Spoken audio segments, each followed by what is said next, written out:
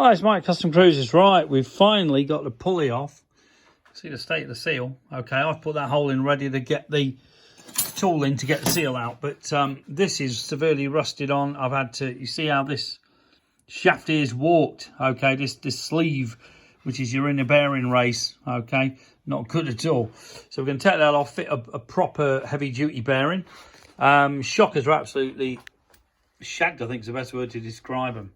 Very, very shortened or lengthened to make the bite lower. But, you know, looking at the state of these things, I mean, they're pretty rough. That bolt won't even come out. It's just rusted solid.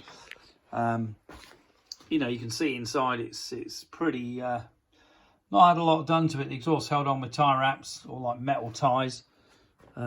Swinging arm, managed to get the bugger out. Bit of a nightmare to put it mildly. 700 impact gun on it, 700 foot-pounds to get the bloody things out. But, you know, just needs a hell of a lot of care. And it could actually be quite a cool bike. If it's all sorted out, you know, the wiring's pretty horrendous as well.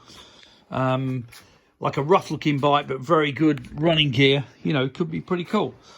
But, bike from CustomCruisers, if you want any stuff doing.